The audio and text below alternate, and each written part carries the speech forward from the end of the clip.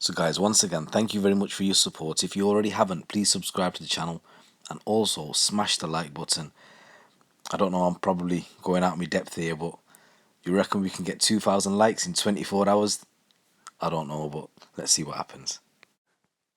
A man who launched a frenzied knife attack on his victim has been jailed for 27 years after murdering him. Harley Robinson murdered Jason Whincup in a brutal stabbing before going on to deny all involvement despite being seen on CCTV. It's believed a jury took just over an hour to convict the serial knife crime offender Robinson.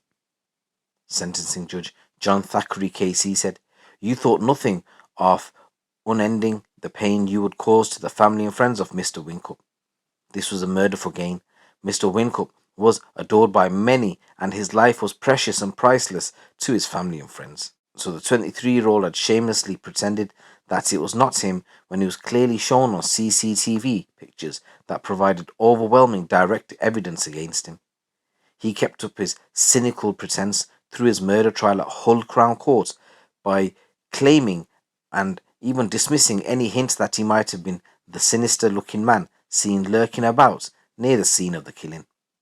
He had a casual and relaxed approach whilst he was giving his defense evidence, and he answered questions under cross-examination by the prosecution, which did not him do good in the end. However, his callous evasions were rejected by the jury, who quickly convicted him of murder. So Robinson of Hull had denied murdering Mr. Whincup, who died on September the 2nd last year after being stabbed on the 31st of August. However, as I said, he was unanimously convicted by a jury last week after a 9-day trial. Defense barrister Richard Wright KC said, "I can offer no mitigation about the circumstances of the offence. There were crude elements to the murder and the events of the previous 2 days that were bound to be discovered."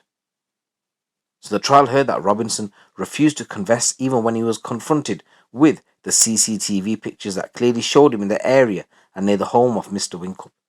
He instantly dismissed the suggestion that he could do the bereaved family a small favour by admitting his guilt straight away. Robinson had cynically staked out the area near the victim's home before casually cycling to Hessel Road for a pre-planned early morning doorstep confrontation. It was suggested by the prosecution that the vicious knife attack might have been motivated by beef that Robinson's father may have had with the 47-year-old Mr. Whincup. Robinson telephoned his father not long after the stabbing, and the prosecution believed that this was to tell him what he had just done. The prosecution claimed that Mr. Whincup was stabbed outside his home in cold blood by a hooded man in a tracksuit identified as Robinson during an attack that lasted for only a few moments. Mr. Whincup was shown on CCTV pictures clutching his side after the stabbing. During the multiple stabbing of Mr. Whincup, he suffered a 4 centimetre deep wound to his liver and a series of other stab injuries between 8 centimetres and 10 centimetres deep. Mr. Whincup suffered catastrophic internal bleeding and needed a massive transfusion of blood to try to save him, but his condition deteriorated over a 2-day period because his liver was badly damaged. It became clear that he could not be saved, and the cause of death was stab wound to the liver.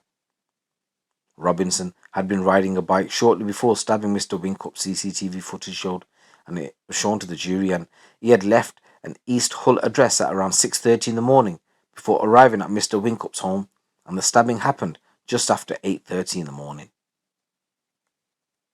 Robinson claimed that he did not even know the victim and that the first he knew about the death was when he was arrested. It's believed he had a history of knife crime, but he denied having any grudge against Mr. Whincup or staking out and checking out his house in the days before the stabbing in readiness for returning there to carry out the murder. Robinson had been locked up for 4 years previously at Lincoln Crown Court in 2018 for offences of wounding and supplying crack cocaine. In March this year, Hull Crown Court, Robinson admitted having a knife during an incident at the Star pub. He had a black kitchen knife with a 7-inch blade in a sheath in his waistband. He had pleaded guilty before to Hull Magistrates Court in 2018 to having a knife in a public place, a 4-inch hunting knife in a sheath in his waistband. Guys, it was also brought up in court that Harley Robinson treated himself to some expensive £200 trainers shortly after viciously stabbing his murder victim, and he had a sick picture on his phone boasting, "Another day, another dollar." So in court, it was heard that Robinson had been paid a large sum of money to carry out the knife attack, and the picture showing a pile of cash was his callous trophy for the stabbing, the judge said. He tried to pretend that the reason that he had a large amount of money on him was that he had been drug dealing, but it was merely a cynical smokescreen for what he had really done during the carefully planned attack. Judge John Thackeray Casey said that Robinson's spending that day was extravagant, and including paying more than £200 for a pair of trainers. He said, "You were plainly documenting that you have been paid for your actions that day and were continuing to do what you had done during the planning of the murder, namely taking images and videos of your conduct." The judge said the images and the videos were in essence your scrapbook of your murdering expedition. The image of the money was seen by you as akin to your trophy. So guys, once again, I just want to say rest in peace, Mr. Whincup, and my condolences go out to your family. In this next story, a student who became obsessed with a woman after a first date left her being physically sick and afraid to leave the house. Kei Chin Ma, who's 21, tried to contact his victim on 44 different phone numbers after she repeatedly blocked him. He sent her prejudicial messages about her Muslim faith and even had a kilo of pork delivered to her accommodation. Obsessed Ma would turn up uninvited to lectures she was attending at Durham University and bought unwanted gifts addressed to the love of my life, including a Pandora ring, cards, and a plane ticket to China. The victim was left frightened to leave her student accommodation unescorted, suffered mental breakdowns and missed 2 weeks of her studies through fears she may come into contact with the defendant. Despite being arrested and told to keep away from her, Ma ignored the bail condition and continued his stalking campaign while also trying to persuade her not to proceed with criminal proceedings for harassment.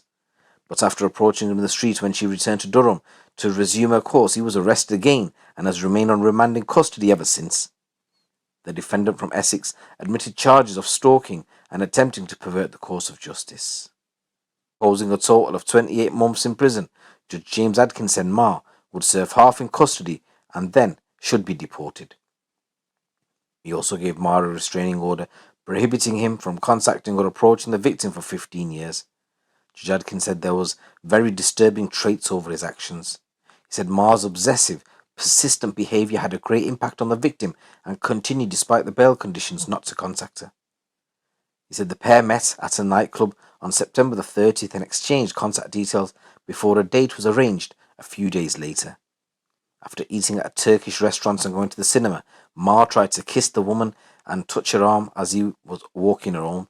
She tried to explain she was not interested and that he was being too forward with her, but he could not handle rejection, and over the following days he sent her numerous messages.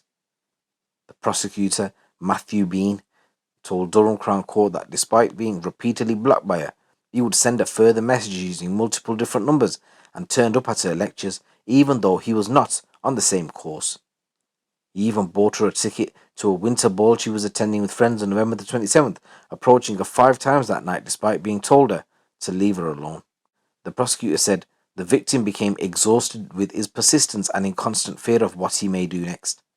Following his initial arrest on December the 1st, Ma was bailed on condition that he did not contact or approach the woman. But later in December, he sent her further messages asking her to show mercy on him and urging her to drop the police complaint against him. Further messages were sent out in which he sought to bargain between them, describing it as a win-win solution, suggesting a compromise so they could be casual friends with benefits. He suggested she should join him on a visit to China, booking a flight for her to Beijing. But the prosecutor said there were other messages in which Ma made references to the Armenian genocide, knowing she was Turkish and of his historic sensitivity. Ma offered to pay her a month of his salary when he was in work so that the harassment complaint would not be pursued. He also messaged the victim's sister. Other messages inferred he would commit suicide due to the court proceedings, while some said that if she told police about the recent contact in breach of his bail condition, he had a way to handle it.